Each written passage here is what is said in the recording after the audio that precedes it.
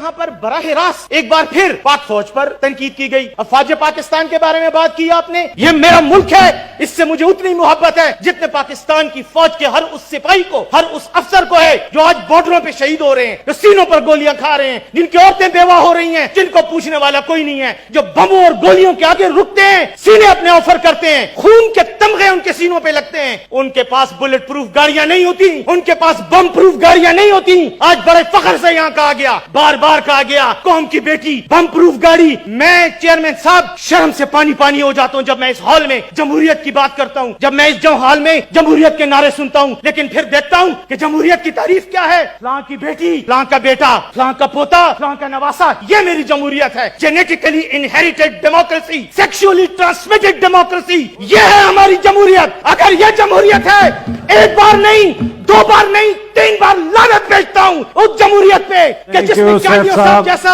मुअज़्ज़ज़ आदमी, जिसमें रज़ा रब्बानी साहब जैसा मुअज़्ज़ज़ इंसान खड़ा होकर एक ऐसे शख्स को अपना लीडर कहता है और कायद कहता है जो सिर्फ और सिर्फ विरासत की वजह से, एक वाकयाती हादसे की वजह से लीडर बनता है। खुदा के लिए चेयरमैन साहब हर बात करें, लेकिन वो बात ना करें जिसपे आपको कम से कम अपना ज़मीर आपका टूं टूं करने लग जाए कि ये बात आप गलत कर रहे हैं। चेयरमैन साहब, जमहूरियत की खिदमत हम मरूसी जमहूरियत को डिफेंड करके नहीं कर रहे, हमने जमहूरियत को तबाह किया है। जमहूरियत का कातिल और कोई नहीं है। मैं और इस ऐवान में मेरे आज बैठे हुए लोग और इनसे पहले गुजरे हुए जिन्होंने जमहूरियत के उसूलों को पामाल किया, जिन्होंने खानदानी विरासत को तकवीयत दी, जिन्होंने उन लोगों को लीडर कहा जो बम प्रूफ गाड़ियों में फिरते हैं। मेरी बात सुने चेयरमैन साहब, मैं एक बात कहना चाहता हूँ, मेरा एक ही लीडर है, उसको मैं अपना लीडर कहता हूँ, चाहे दुनिया को पसंद हो ये बात या ना। मोहम्मद रसूलुल्लाह उसका नाम है, उसको मैं अपना लीडर कहता हूँ। वो और उसके नीचे जो मानने वाले थे, उमर की बात करता हूँ मैं, उस्मान की बात करता हूँ मैं, अली की बात करता हूँ, रज़ियल्लाहु तआला अन्हुम अजमाइन। मेरी बात सुने चेयरमैन साहब, किस बम प्रूफ गाड़ी में वो फिरते थे, कौन सी बुलेट प्रूफ जैकेट वो पहनते थे, लेकिन रोम और पर्शिया की सल्तनतों की ईंटें बजा दी थी उन्होंने। हरकुलियन, हेरेक्लियस, हरकुल रोम उस वक्त का सबसे ताकतवर तरीन बादशाह था। खिसरो परवेज उस वक्त का सबसे ताकतवर तरीन बादशाह था। उनकी ईंटें की ईंटें बजा दी, लेकिन कभी भी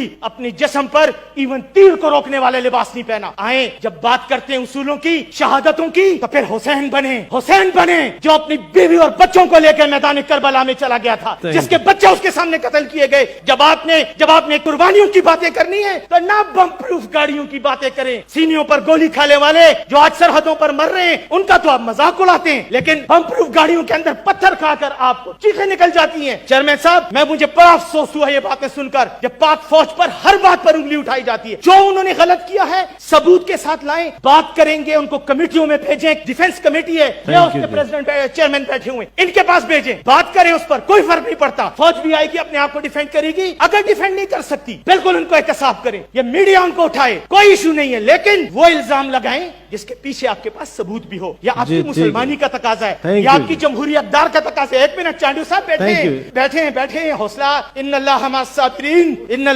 साबिरीन, सब्र करें और सच सुने। कहा गया जी फौजी जनरल मुशर्रफ जो है वो मौत का इंतजार कर रहा है। क्या इस दुनिया में मौत का इंतजार सिर्फ परवेज मुशर्रफ कर रहा है? चांडू साहब, क्या आपको मौत नहीं आनी? क्या मुझे नहीं आनी? क्या हम सबको इस हाल में बैठे को मौत नहीं आनी? हम सब ने मौत का जायका चखना है। परवेज मुशर्रफ इस वक्त 80 साल तक पहुंच गया है, आखिर उसने भी मरना है। उसने जो कुछ किया धड़ल्ले से किया, दबंग तरीके से किया। जब तक उसके हाथ में ताकत थी, उसने अपनी ताकत को इस्तेमाल किया। गलत या सही का फैसला अल्लाह करेगा या इस दुनिया की अदालतें करेंगी। इस दुनिया की एक अदालत ने उसके खिलाफ फैसला करके उसको चौक में लटकाने का डायलॉग भी बोल दिया। क्या हुआ? किसने उसका क्या बिगाड़ लिया? ऐसी बातें ना करें, ये तकब्बुर की बातें होती हैं। इससे इंसान बदमज़गी पैदा करता है और कुछ नहीं पैदा होता। परवेज मुशर्रफ उसी तरह बाइज्जत दुबई में पड़ा हुआ है, अपने घर में है, अपनी माँ के पास है। परसों उसने अपनी सालगिरह मनाई है, कोई फर्क उसकी जिंदगी में नहीं आया। हाँ, उसने इस मुल्क को बदलने की अपनी तौर पर कोशिश की, कुछ काम ठीक किए, कुछ गलत किए, ऐसी कोई बात नहीं होती। इंसान है, अच्छे काम भी करता है, गलतियां भी होती हैं, लेकिन ऐसी बात करना कि वो मौत का इंतजार कर रहे हैं, ये अल्लाह ताला को नाराजगी के बायस बनते हैं। ऐसे डायलॉग नहीं बोलने चाहिए। अच्छा, दूसरी बात मैं आखिर में करना चाहता हूँ। यहाँ बात हुई सिंध के बारे में। भैया अटॉर्नी जनरल का हमारे साथ क्या था? चलो, उसने बयान दे भी दिया, मुझे नहीं पता उसने क्यों ये बयान दिया, किसी को नहीं पता। उसने बयान दिया है, आप उसको